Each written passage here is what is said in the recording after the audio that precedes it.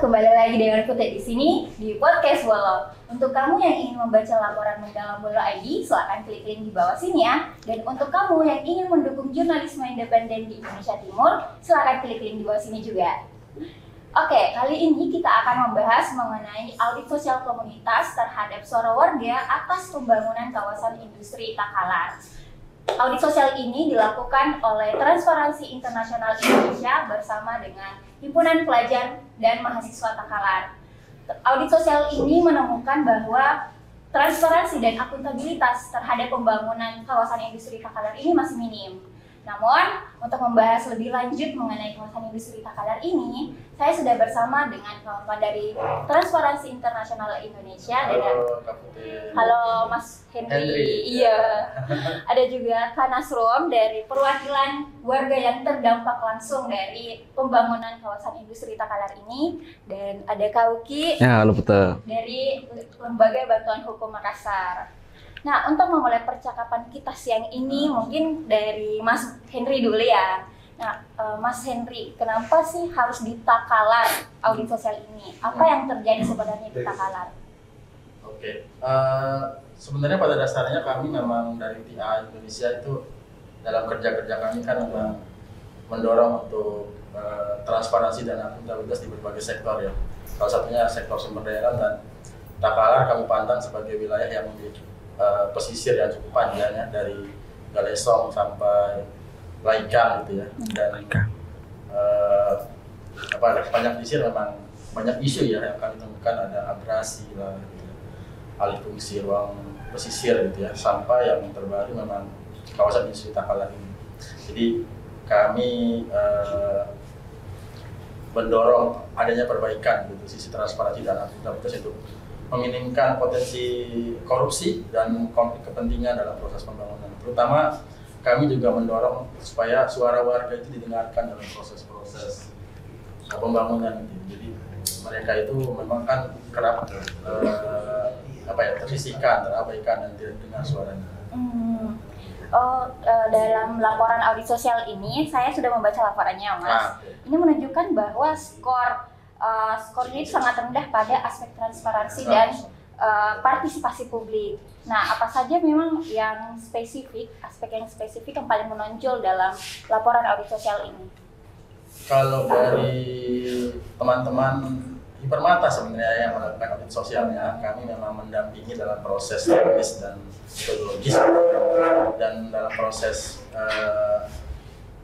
itu yang tadi disampaikan, menurut kami itu yang paling krusial itu adalah aspek transparansi dan informasi yang disampaikan itu tidak menyeluruh gitu ya. Karena dalam beberapa kali gitu ya, warga itu memang mengetahui apa yang akan terjadi di kampung mereka, itu adalah proses yang mendukung sumber pencaharian mereka selama ini. Karena di sana kan memang petani rumput laut ya, petani rumput laut itu banyak yang berproduksi sebagai itu, terus nelayan gitu kan, dan juga kebun gitu ya, kebun jagung gitu ya. Jadi ketika kawasan ini disampaikan akan menjadi mendukung gitu ya pencaharian mereka selama ini dengan digemuk-gemukkannya itu pembangunan pabrik jagung dan pengolahan rumput laut ya, jadi itu kan menurut warga ya pada awalnya positif gitu kan, karena dijanjikan akan membantu mendistribusikan hasil laut dan hasil pertanian mereka gitu. Cuma kan dalam temuannya ternyata banyak yang tidak disampaikan dengan transparan gitu ya. Dalam proses itu ternyata memang proporsi yang paling besar justru bukan untuk komoditas pertanian itu. Memangnya pada saat awal pembangunan Kanasrum itu Kanasrum tahu infonya itu informasi pembangunan kawasan industri Takalar ini dari mana? Jadi pertama kami kenapa bertanya-tanya juga sebenarnya kenapa tiba-tiba ada alat berat yang masuk tanpa ada sepengetahuan daripada kami ini sebagai warga di sana. Makanya kami mencoba untuk mencari tahu, dan ternyata yang dapat informasinya hanya orang-orang tertentu. Salah satunya itu adalah pemerintah desa setempat, sehingga kami ini merasa penasaran apa sebenarnya yang terjadi di kampung kami ini. Nah, sehingga kami mencoba untuk menelisik informasi lebih dalam. Oh, ternyata ada pembangunan kawasan industri. Nah, itu pun kami tidak tahu kawasan industri apa yang akan dibangun di sana. Berarti tidak ada pemberitahuan resmi dari pemerintah setempat. Bisa saja seperti itu karena setelah beberapa bulan kemudian baru ada pemberitahuan ketika kami ini ribut sebagai warga. Setelah melakukan, setelah mempertanyakan ke pemerintah, baru pemerintah buka suara terhadap pembangunan kawasan industri ini ya. Kami sempat bersuara kurang lebih 2 kali. Kami menggeruduk kantor bupati bersama teman-teman, dan yang paling saya kagumi warga di sana, termasuk kami ini, itu para mahasiswa diprovokasi oleh warga agar harus ada penolakan dari warga. Maka masyarakat di sana merasa dia terancam dengan adanya kawasan industri. Kalau kita belajar dari Bantaeng dan sebagainya, apalagi kan rata-rata di sana di Laikan itu 90% mayoritas hidupnya di laut. Maka tergantung hidupnya di laut. Saya mulai dari kecil itu hidup sampai sekarang dari hasil laut. Ini kawasan industri Takalar ini nantinya menyasar daerah pesisir Takalar. Jadi kawasan industri ini kalau saya lihat perencanaannya itu ada 3 desa. Jadi pertama desa Laikan di titik di mana saya tinggal, kemudian di desa Punaga sama Cikuang. Nah, ada 3 desa ini, jadi ujung pukul ujung. Semua terdampak daripada pembangunan kawasan industri. Jadi sekarang bagaimana kondisi kawasan pesisir di Takalar ini, Kak? Karena ini kan sudah berjalan ya, mulai pembangunan yang mobil-mobil proyek sudah masuk ke kawasan 3 desa ini. Bagaimana kondisinya sekarang? Kalau berbicara persoalan dampak sampai sekarang itu bisa dikatakan minim. Karena kenapa? Karena sekarang masih proses pembebasan lahan. Jadi PT kita itu masih proses pembebasan lahan dari beberapa bulan yang lalu sampai sekarang itu hanya pembebasan lahan yang dilakukan mulai dari desa Cikuang, Punaga, terus Laikan. Yang paling besar dia bebaskan itu di desa Laikan, di titik di mana kawasan itu dibangun. Oke. Yang Laikan ini daerah pesisir yang perikanan ya? Di situ yang paling banyak titik-titik pabrik akan dibangun di sana, termasuk pelabuhan. Jeti. Ya. Dia semacam teluk Laikan. Teluk Laikan, benar. Nah, kalau dari perspektif hukum, Kak, mulai dari warga ternyata sudah turun 2 kali untuk menyuarakan aspirasinya kepada pemerintah setempat. Nah, tapi mungkin belum ada ya tanggapan secara resmi dari pemerintah setempat. Iya, ya. belum. Bagaimana, Kak, dari perspektif hukum apa yang bisa ditempuh supaya hak-hak warga ini bisa diakomodir? Ya, menarik ya cerita dari Ban Asrum ya, sebagai warga yang terdampak langsung, dan juga tentu apa yang dilakukan oleh TI Transparansi Indonesia dan juga teman-teman Hipermata itu sesuatu yang sangat baik ya dalam konteks pelibatan publik dalam pembangunan. Nah, pertama kita harus melihat dulu dalam hal pembangunan secara konsep negara hukum dan demokrasi itu kan sebenarnya itu mengharuskan atau mewajibkan adanya partisipasi publik pada setiap tahapan pembangunan. Nah, misalnya lebih teknis, kita bicara kawasan industri ini. Nah, dalam konteks kawasan industri ini kan tentu dia harus memenuhi banyak sekali persyaratan administratif, terutama berkaitan dengan tentu terkait izin usaha ya, terutama terkait dengan membaca dampak terhadap lingkungan, apalagi wilayah pesisir. Nah, makanya di dalam regulasi kita terkait dengan pembangunan, khususnya terkait dengan aspek lingkungan atau ekologis itu sudah diatur sesungguhnya dalam hukum dalam Undang-Undang 32 tahun 2009 terkait dengan perlindungan dan pengelolaan lingkungan hidup yang sudah diubah di dalam Undang-Undang 6 tahun 2023 terkait Cipta Kerja ya. Kita singkat saja karena membaca Undang Cipta Kerja itu panjang. Itu satu tarikan nafas sudah cukup. Saking ribetnya menyebutnya pun apalagi isinya. Jadi sudah diubah sehingga memang tapi tidak menghilangkan kewajiban adanya partisipasi di dalam undang-undang itu karena memang itu prinsip dasar bernegara sesungguhnya. Kalau kita tarik kan dasarnya ada di prinsip kedaulatan rakyat. Jadi setiap agenda pembangunan negara itu harusnya. Nah, lebih teknis regulasinya kita bisa melihat tapi nanti Bang Nasrum bisa cerita ya, sebagai warga, apakah misalnya di dalam proses awal sebelum kita ini kawasan industri Takalar ini dibangun, itu ada proses partisipasi yang bermakna yang memadai terhadap warga di 3 desa terutama, 3 desa yang terdampak. Dan secara prinsip harusnya dia tidak dia harus menyeluruh. Tidak sekedar terpenuhi keterwakilan tadi Bang Nasrum cerita bahwa hanya beberapa orang yang dilibatkan dalam proses sehingga warga yang lain protes. Nah tentu itu secara prinsip sudah menyalahi sebenarnya prinsip menyalahi. Sama tadi disinggung soal bagaimana transparansi dan akuntabilitas dalam proses pembangunan. Nah, saya mau kasih sedikit sebelum nanti Bang Nasrum menjelaskan faktanya. Dalam hal misalnya Undang-Undang Perlindungan Pengelolaan Lingkungan Hidup itu kan walaupun sudah diubah, tapi di dalam peraturan pemerintah nomor 22 tahun 2021 tentang penyelenggaraan perlindungan dan pengelolaan lingkungan hidup itu mengatur terkait dengan pensyaratan izin lingkungan. Jadi sebelum beroperasi itu kan ada banyak sekali yang harus disyarati.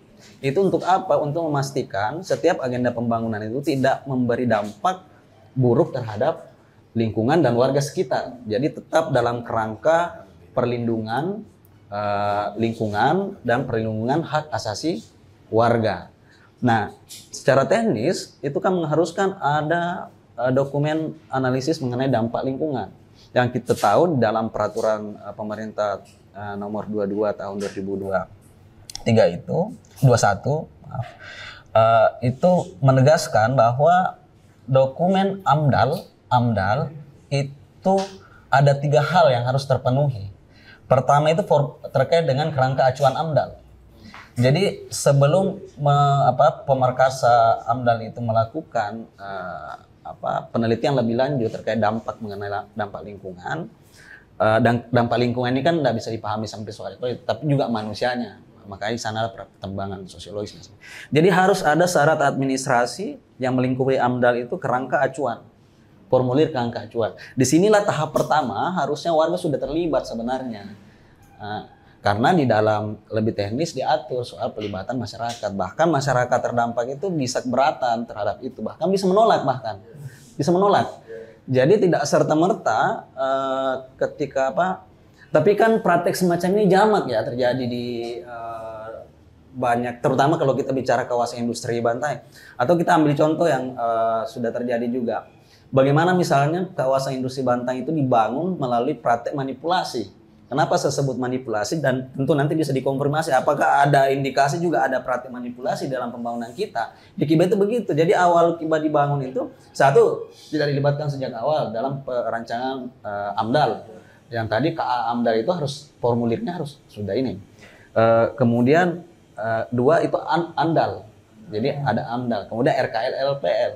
RKL itu rencana pengelolaan dan juga rencana pemantauan lingkungan.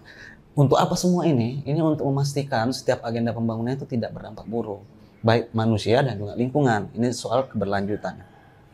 Nah, saya cerita terkait manipulasi itu jamak terjadi dalam praktiknya pembangunan kawasan industri. Ambillah contoh Bantai. Saya kira Bang Nasrum bisa konfirmasi. Jadi awal-awal Bantai yang dibangun itu waktu itu masih era Prof. Nurdin Bupati. Informasi yang diperoleh warga malah kawasan industri itu diperuntukkan untuk industri perikanan. Di saat itu informasi, terlepas banyak sekali informasi yang harusnya diterima tapi ini satu hal penting. Kenapa? Di situ sangat kental manipulasinya. Ternyata berjalan di sana ternyata ada industri smelter, hilirisasi nikel yang dampaknya tentu agak berbeda dan jauh berbeda dengan dampak ketika dia hanya Nah, setelah beroperasi warganya tentu kaget, kok banyak ada asap, ada mobil tongkang dan sebagainya dan sebagainya. Nah, Banasrum bisa konfirmasi itu. Itu dulu terkait dengan bagaimana partisipasi ini. Nah, mungkin saya tambahkan ya sebelum pindah ke teman-teman terkait perlindungan. Ini kan wilayah pesisir ya. Jadi kalau bicara masyarakat pesisir itu sebenarnya ada regulasi yang mengatur dan memberi perlindungan terkait hak masyarakat pesisir dan pulau-pulau kecil. Itu diatur di dalam Undang-Undang Nomor 1 Tahun 2014 yang juga sudah diubah dalam Cipta Kerja. Jadi hampir semua undang-undang strategis itu sudah ada di Cipta Kerja yang menyebut judulnya, saya susah terakhir membacanya itu kan ribet minta ampun ya. Tapi ya itulah undang-undang itu sudah berlaku. Jadi di undang-undang itu mengatur juga masyarakat pesisir itu punya hak. Satu, ketika misalnya wilayah pesisir itu terkait pengelolaan, misalnya ada pihak yang mengelola wilayah pesisir, maka warga sekitar itu berhak untuk satu memberikan masukan keberatan terhadap pengelolaan wilayah pesisir itu. Kemudian lebih jauh hak-hak lainnya, misalnya warga pesisir yang sudah existing mengelola wilayah kelola lautnya. Apalagi tadi kan mayoritas nelayan di desa Laikang itu yang memang itu Teluk Laikang yang kita tahu kalau wilayah Teluk begitu sumber daya perairannya kan kaya ya, petani rumput laut dan sebagainya, petani tangkap dan sebagainya. Memberi perlindungan bahkan sampai pengakuan wilayah kelola.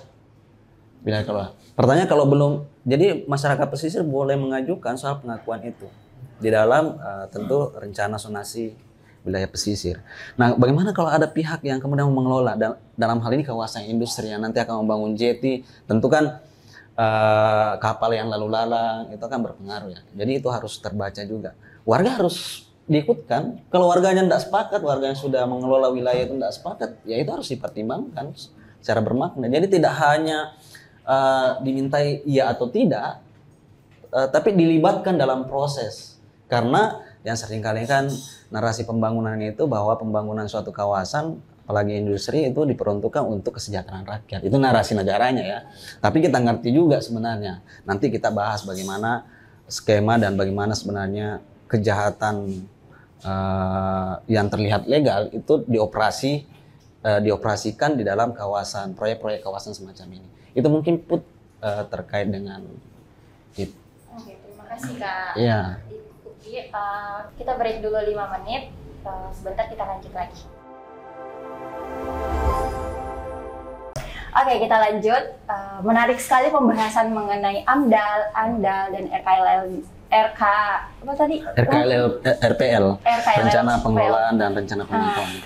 Kalau dari warga langsung Kak, itu memang sudah dari awal ada perlibatan dari kawasan industri ini atau tidak sama sekali? Jadi sedikit bercerita persoalan keterlibatan. Pertama itu mungkin ada beberapa warga yang dipanggil ke itu dijemput. Oh, dijemput. Pakai bis. Jadi super megah dan mewah. Dijemput hanya beberapa orang. Itu kalau tidak salah pemerintah setempat dan perwakilan warga yang berpengaruh di tempat itu. Itu ke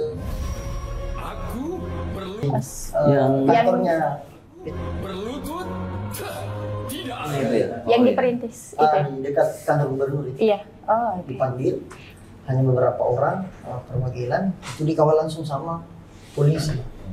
Dikawal.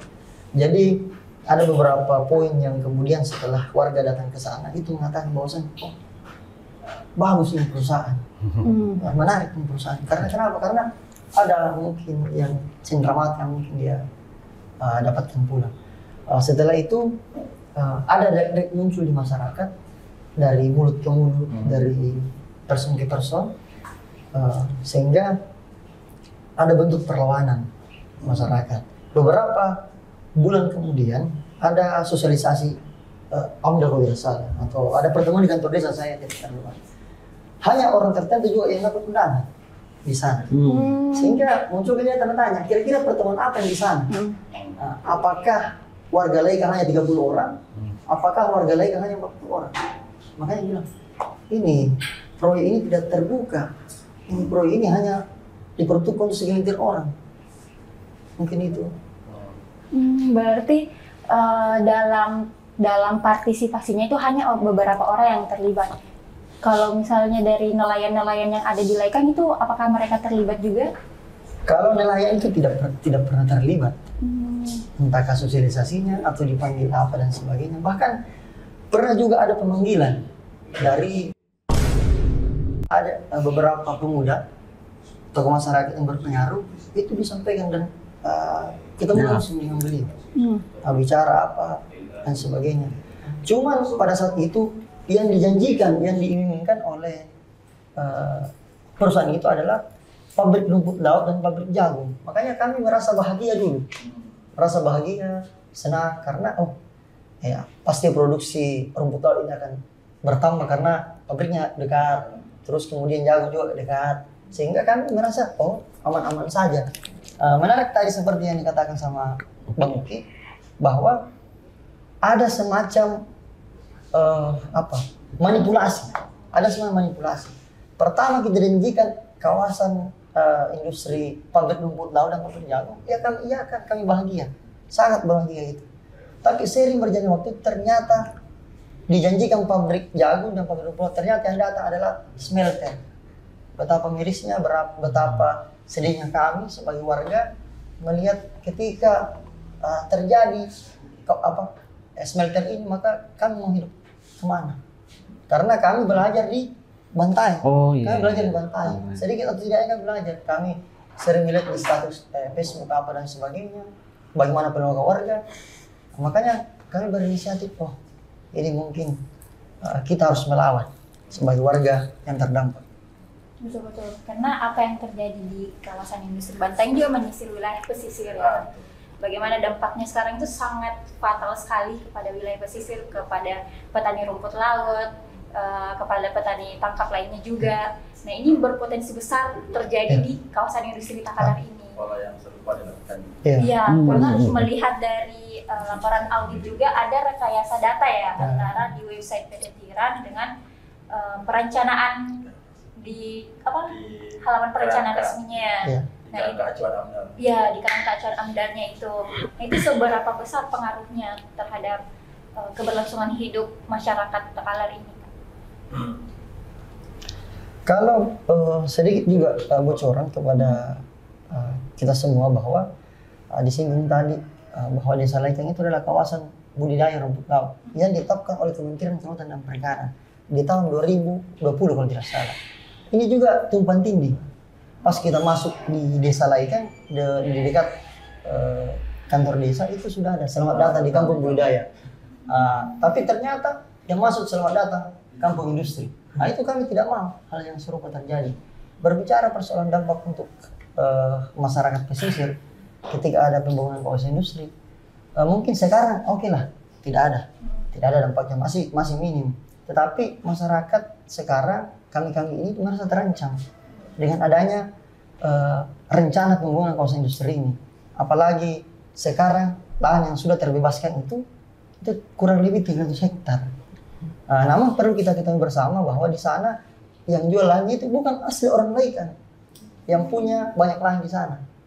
Dan ketika saya menyampaikan harga lahannya, yang kompensasinya, mungkin ada yang bertanya, ada yang ketawa. 1 meter itu harga lahan, harga tanah 5.000. 1 meter persegi. Itu SPPT. Sedangkan kalau AJB akte jual beli itu 8.000. Sertifikat itu 11.500. Apa yang kamu mau dapat?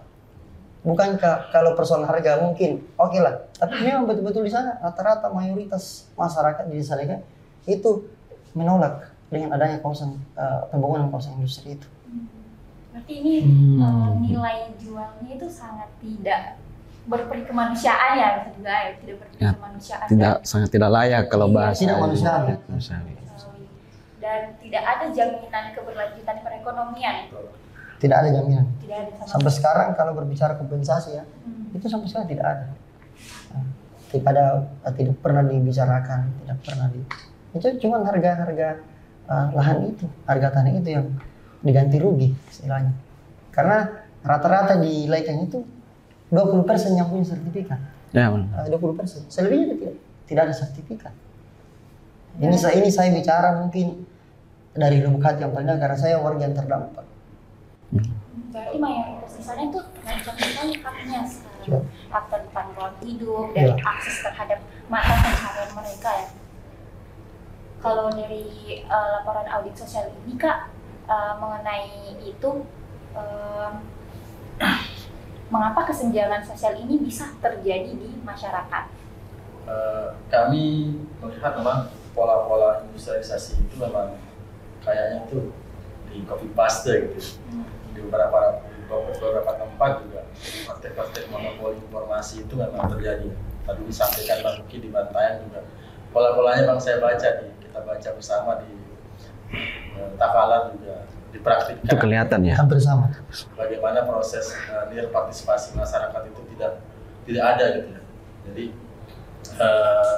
bahkan mereka itu di kerangka acuannya itu menyampaikan data partisipasi publik gitu yang kami ragukan gitu, kebenarannya gitu.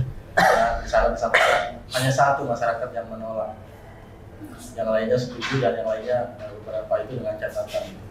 Dan audit sosial ini kami maksudkan sebagai tandingan dari data mereka. Ya, benar. Tandingan dari data mereka yang lebih independen dan benar-benar memotret suara warga dan mendokumentasikan suara mereka supaya mereka itu memiliki kekuatan untuk menyampaikan aspirasi gitu.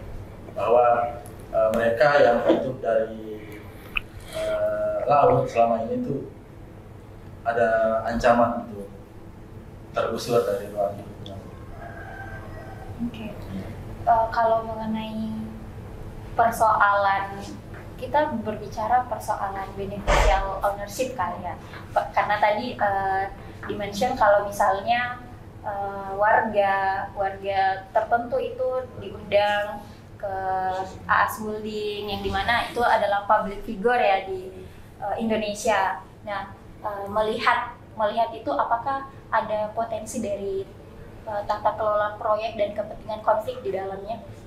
Kalau kami memandang pasti iya, apalagi tokoh yang bersangkutan masih existing menjabat gitu ya, masih mempunyai kekuasaan dan orang yang cukup memiliki banyak jaringan gitu ya, baik di tingkat lokal di Sulawesi Selatan maupun di nasional. Kalau kami melihat memang kami menyampaikan ya ke warga ya, dalam proses audit itu teman-teman itu menanyakan apakah mereka mengetahui siapa yang diuntungkan dari proses ini. Mayoritas warga memang sudah bisa mengidentifikasi orang tersebut gitu ya, apa tokoh tersebut gitu yang akan yang sebagai ultimate beneficial owner-nya gitu. Kami juga melakukan pengecekan sebenarnya ya kepada dokumen-dokumen terkait memang menemukan tokoh tersebut dan juga anggota keluarganya gitu ya sebagai pemilik saham dari PT kita itu. Terlebih lagi ini mungkin kawasan industri ini terlepas dari proyek strategi nasional ya Mas? Iya, PT kita pada historinya memang di awal kepemimpinan presiden sebelumnya, ini PT kita emang sempat masuk ke dalam daftar list PSN, nasional, proyek strategis. Berbarengan dengan kawasan industri Bantayan, kawasan industri Rempang, dan kawasan industri lain. Cuman memang pada prakteknya ya pada progres sampai sekarang misalnya di RPJMN terbaru itu PT kawasan industri ini sudah tidak ada lagi di sana. Namun itu tidak mengugurat apapun, praktik pembangunan tetap berjalan sesuai dengan rencana. Oke. Melihat dari ini kan Ngeri sekali ternyata. Melihat dari keluarnya PSN dan kemudian ada ternyata public figure yang berpotensi untuk masuk ke dalam kawasan industri ini. Dari laporan audit sosial ini, apa ada pemerintah setempat yang memberikan komentar ke masyarakat? Kalau persoalan pemerintah mungkin memberikan komentar kepada masyarakat audit sosial ini sama yang terjadi di Laikan itu, mungkin dia sering mengatakan masih ada yang di atas saya, masih ada pimpinan-pimpinan saya. Makanya ketika kami undang datang, itu paling yang kabit-kabitnya apanya, sampai di dalam forum dia mengatakan, oh kami tidak bisa ambil kebijakan. Karena setiap pertemuan pemerintah desa tuh? Pemerintah desa, daerah. Oke. Itu kami sering mengadakan forum. Bahkan sempat kami menggeruduk kantor desa. Ya, menggeruduk kantor desa, kami rapat dengan DPD. Tapi ada beberapa poin yang kami sepakati di dalam forum itu. Namun sampai sekarang itu tidak ada tindak lanjut daripada poin yang kita sepakati di sana. Poin apa saja itu? Termasuk bagaimana masyarakat itu memang betul-betul menolak dengan adanya konstitusi. Poin pertama itu yang, nah, setelah itu masyarakat juga ada menyuarakan persoalan harga tanah. Itu salah satunya. Yang hadir di forum itu ya ada Pak Desa, ada beberapa pejabat-pejabat hadir. Tapi PT Tirannya itu memang selalu tidak hadir. Selalu tidak hadir. PT Tiran itu selalu tidak hadir. Dia mau hadir ketika ketemu di hotel, ketemu di building, dan kami tidak mau. Dia mungkin hanya hadir ketika dia sendiri yang memprakarsai acara gitu. Tapi ketika ada inisiasi dari warga gitu, tidak berpartisipasi. Jadi ini semakin menimbulkan apa ya, keresahan buat nyaman. Berat ya. Ya. Kita Kayak dampaknya tuh saya sedang membayangkan dampaknya seperti kawasan industri Bantaeng nantinya. Bagaimana dulu itu diancang-ancang sebagai kesejahteraan masyarakat untuk wilayah pesisir Bantaeng, ternyata masuk hilirisasi nikel dan segala macam. Apa yang terjadi di Kibak kemungkinan besar juga akan terdampak ke kita itu sendiri. Bagaimana kompensasi lahannya juga itu tidak manusiawi sekali. Iya, kami juga melihat ini ya, kalau kita berdiri di pesisir Leikang itu ya, dari kawasan terdampak itu, kami dari seberang bisa melihat corong-corong asap. PLTU Jeneponto. PT Buso. Ketika diskusi dengan warga, memang sejak PLTU Jeneponto itu berdiri, kualitas rumput laut di pesisir Leikang itu menurun. Itu berdampak ke harganya. Sekarang berapa ya? Dia sekitar 15.000. 15.000. Ya. Dulu berapa? Ya pernah 50 Mas. 50.000. Makanya orang yang tidak pernah kerja rumput laut ya tiba-tiba kerja rumput laut. Tapi mungkin ada juga dampak daripada PLT itu sehingga kualitas menurun. Jadi sekarang dia cuma dihargai 8.000 per kilo. Jadi, Itu masih di seberang ya? Di seberang. Cuma ada dampaknya, Mbak. Apalagi kalau di sana. Itu kan kalau kita melihat di sana Teluk. Jadi Teluk itu ketika limbah sudah masuk dan itu susah. Dia muter-muter. Tidak bisa keluar. Apalagi kalau di Teluk lagi itu kalau kami istilah katakan sur yang tersembunyi. Iya, ada beberapa memang di sana. Mulai dari budaya lobster itu di dalam banyak sekali. Nah, itu menarik sekali dan rata-rata kalau kita kembali pada tahun 2000-an, rata-rata orang Puntondo itu, orang Leikang itu rata-rata rumah kayu. Tapi sering berjalan waktu dia mengenal budaya rumput laut, terus budaya lobster. Rata-rata di sana. Rata-rata rumahnya rumah batu dan sebagainya. Berarti ini bukti bahwasanya rumput laut ini membawa kesejahteraan. Sejahtera. Nah, dan berlanjut ya, ekonominya berkelanjutan. Dan ketika ada kawasan industri yang ada di Leikang, itu kan mau tidak mau orang yang berpendidikan. Kalau kita lihat di 3 desa ini rata-rata ya SMP, tamat SMP, nah, terus SMA. Kalau sarjana mohon maaf ya, itu menjadi saja. Kalau melihat janji-janji kesejahteraan dengan penyediaan lapangan kerja, kami meragukan juga ya, karena mungkin di awal, tapi nanti di tengah-tengah kayak di Kiba lagi. Nah, boleh saya tambahkan, Pak? Boleh. Nah, tadi sempat disinggung ya soal PSN. Mungkin sebelum kita bicara soal lebih teknis, ganti kerugian, pembebasan lahan dan sebagainya, itu kan sebenarnya dampak. Yang pertama harus dilihat adalah struktur kebijakan nasional yang lahir di balik agenda industrialisasi, hilirisasi yang dicanangkan 2 periode pemimpinan presiden ini, yang mewujud dalam bentuk pembangunan kawasan-kawasan industri, kawasan ekonomi khusus dan sebagainya. Tadi disinggung PSN. Kawan-kawan sekalian, Putra ya, kita tahu betul bagaimana PSN itu dirancang dalam tanda kutip betul-betul narasi pembangunannya itu sangat berbalik pada fakta. Karena memang kalau kita lebih kritis melihat PSN ini sebenarnya hanya melebeli atau memberikan stempel kepada praktek korporasi bekerja. Karena kan biasanya skema di dalam operasionalisasinya itu melalui yang kita kenal dengan public private partnership. Jadi kemitraan antara pemerintah dengan swasta. Jadi ada swasta situ. Jadi kalau kita menilai sebenarnya apakah ini, saya akan nanti bawa ke soal pengadaan tanah untuk pembangunan untuk kepentingan umum. Apakah kawasan industri kita misalnya itu benar-benar kawasan industri yang dibangun untuk dalam tanda kutip pembangunan yang mengarah pada kesejahteraan, karena di sana lebih kental kepentingan sektor privatnya, bisnisnya. Kita bicara PSN, dalam struktur kebijakan PSN itu kan itu memberikan kemudahan kepada proyek-proyek yang distempeli PSN. Kita bisa melihat di dalam Undang-Undang Cipta Kerja ada berapa pasal ya. Satu, investasi dan proyek strategi nasional. Kemudian ada satu pasal yang lebih aneh lagi, memang bicara soal kemudahan PSN yang ditindaklanjuti dalam Perpres ya.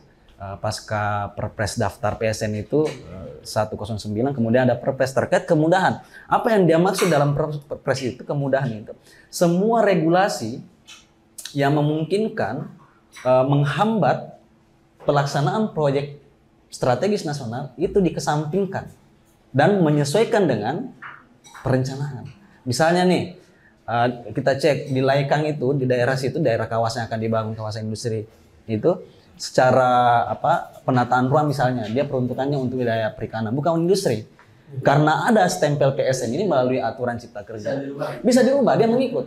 Sama kalau kita bicara soal dokumen-dokumen tadi. Kalau PSN, dia nanti bisa menyusul itu. Menyusul.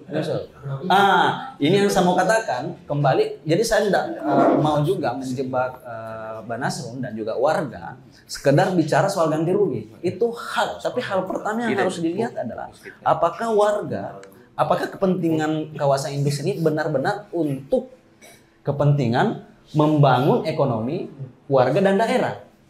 Ada isu daerahnya juga tuh soal sentralisasi dan desentralisasi. Tadi Banasrum cerita bagaimana pemerintah daerah seperti tidak punya kekuatan dan merasa tidak punya kewenangan, karena memang PSN ini memang kendalinya ada di pusat.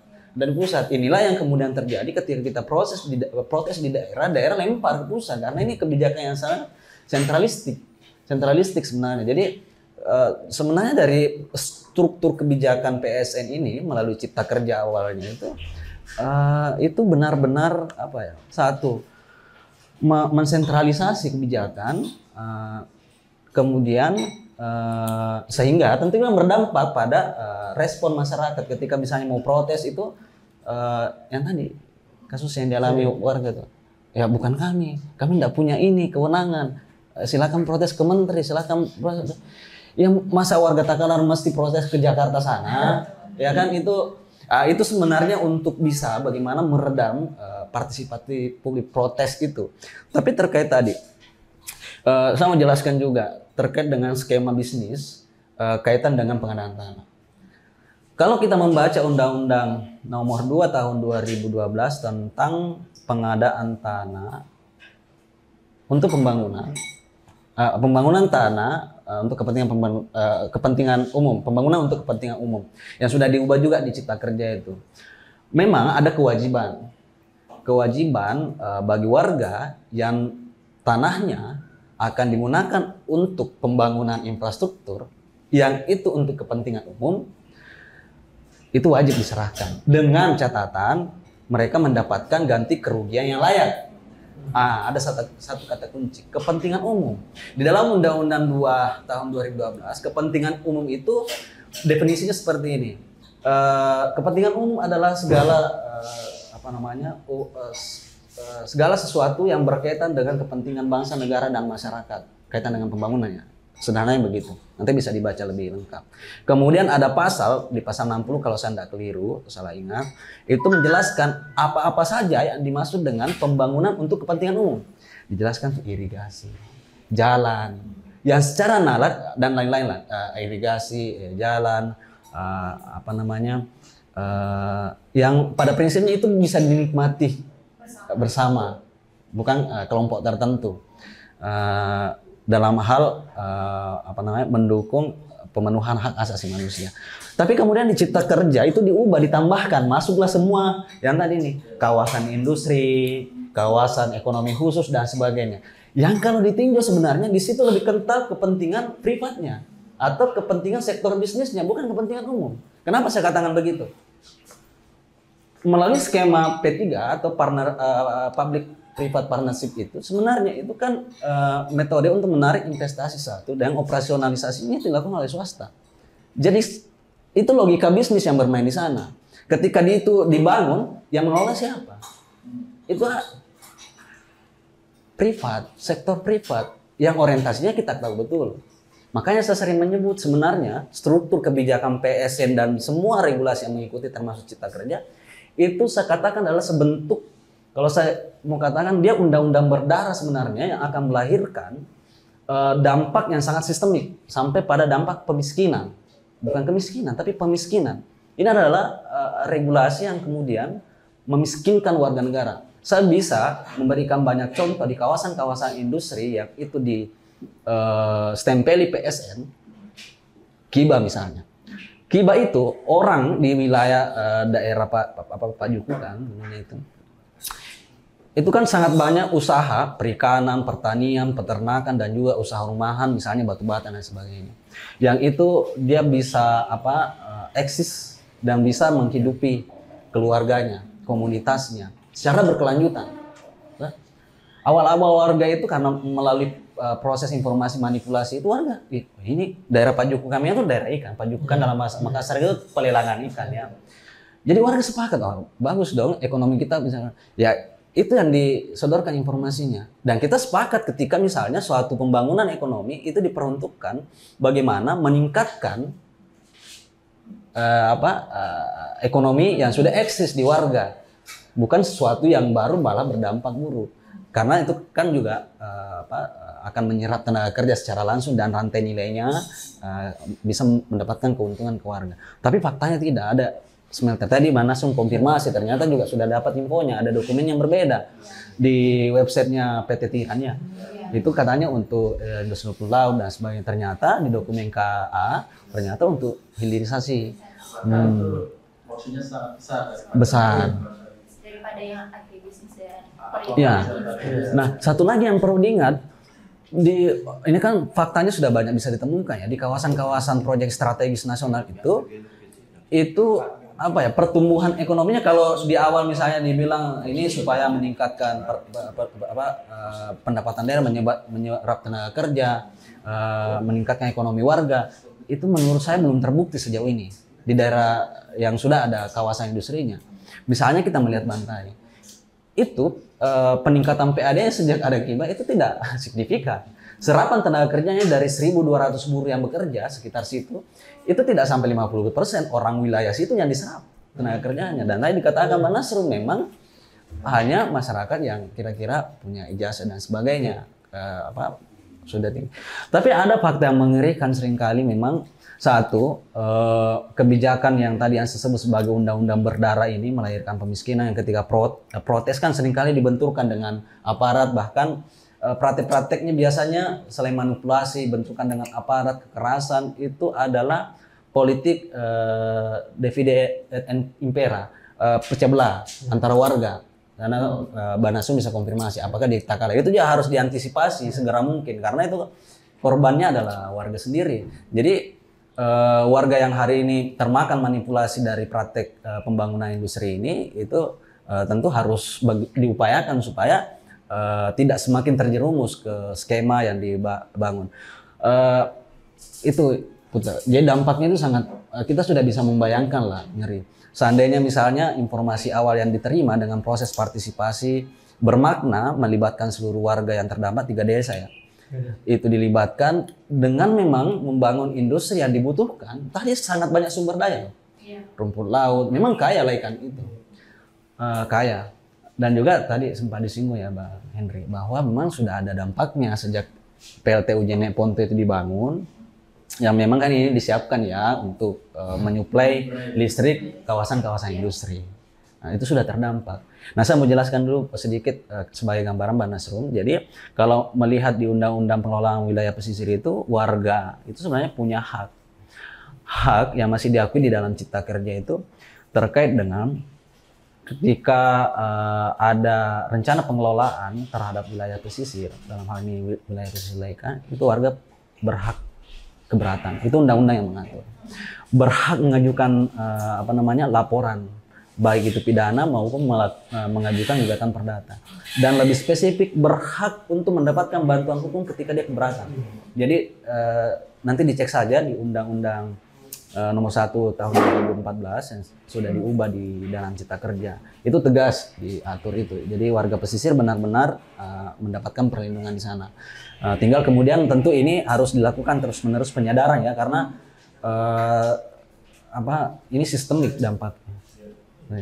Ya itu tambahan. Ini menarik sekali sebenarnya karena perihal PSN dan non PSN ini yang awalnya kita ini termasuk PSN tapi ternyata sudah dikeluarkan, berarti intervensi dari pemerintah setempat pun harusnya bisa berjalan terhadap kawasan industri ini, karena kalau misalnya dia masuk PSN, pemerintah setempat itu atau pemerintah daerah tidak bisa mengintervensi atas ini karena harus ke pusat gitu. Nah kalau misalnya warga memprotes ke daerah setempat, berarti warga juga punya hak atas itu karena ini sudah terlepas dari PSN dan termasuk ke dalam haknya sebagai seorang warga pesisir.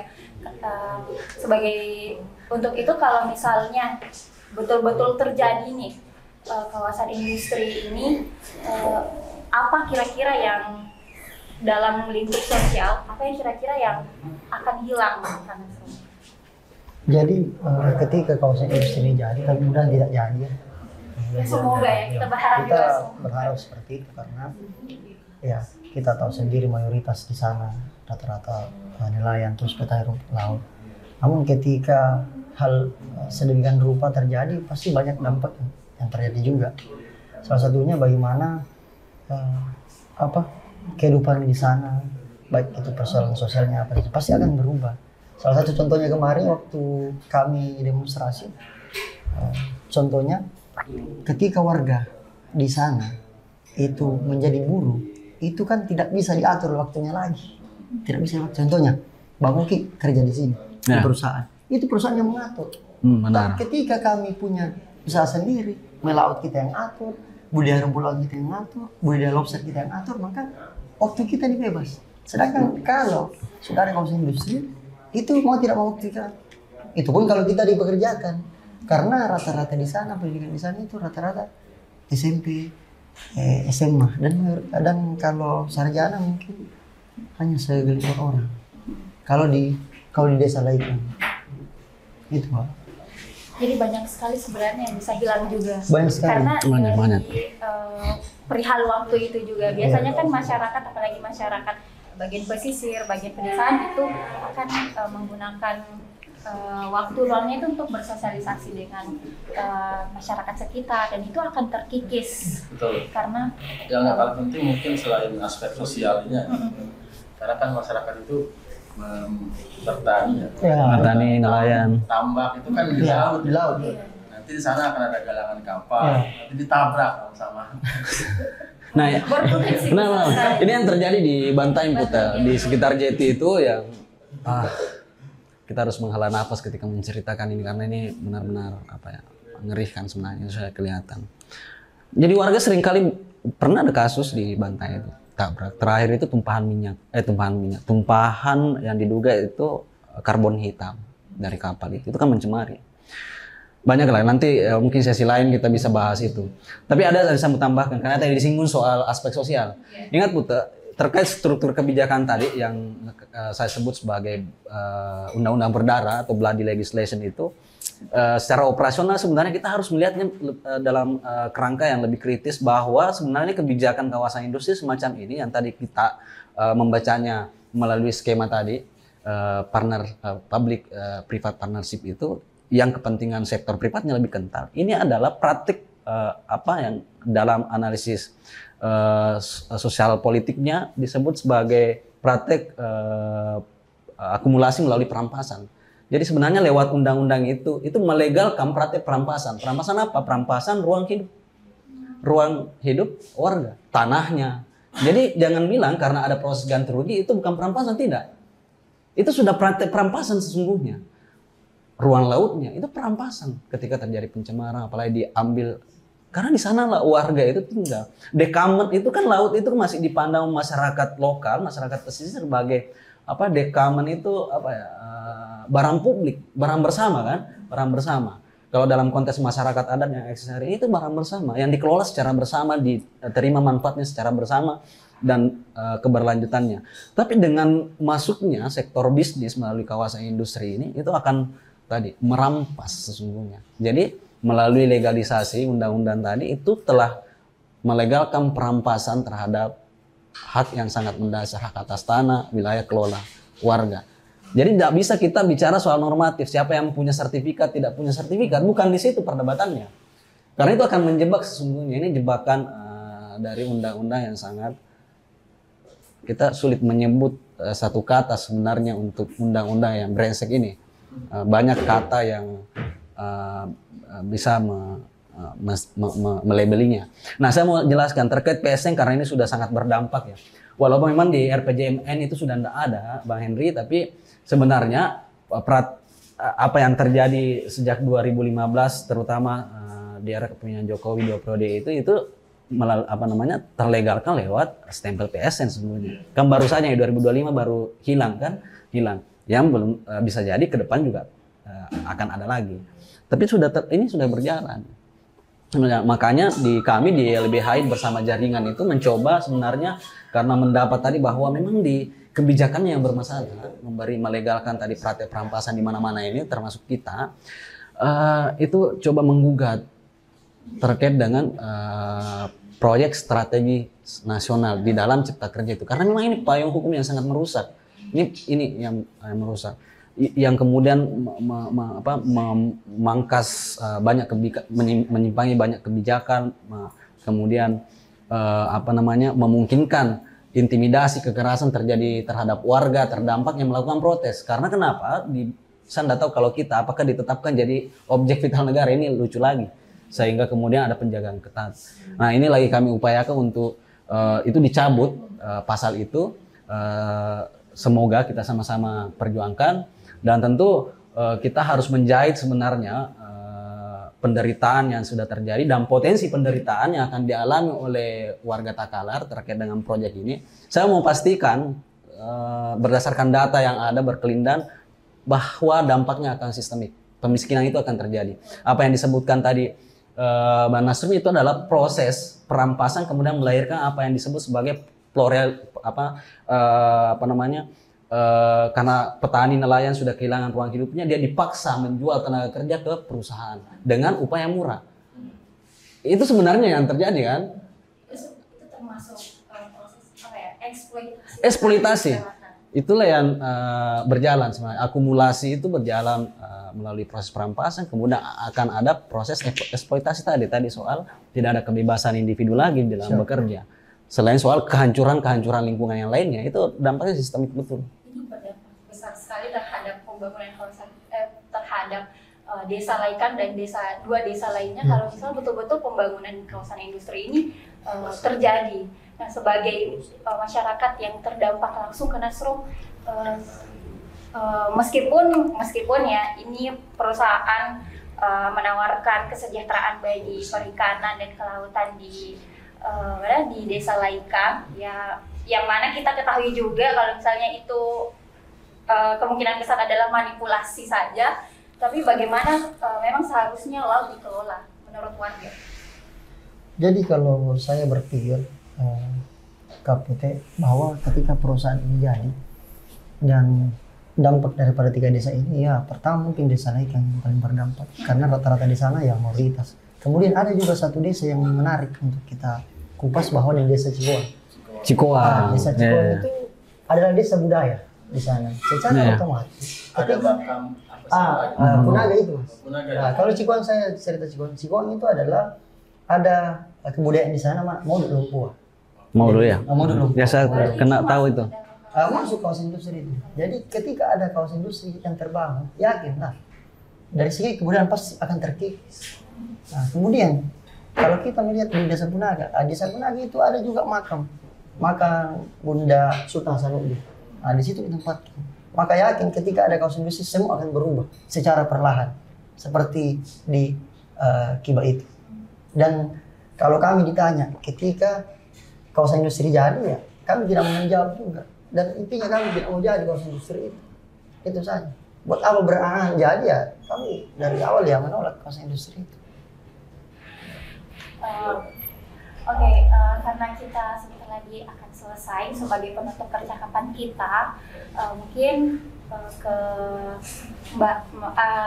Mas Hendry, sorry Mas, Mas Hendry,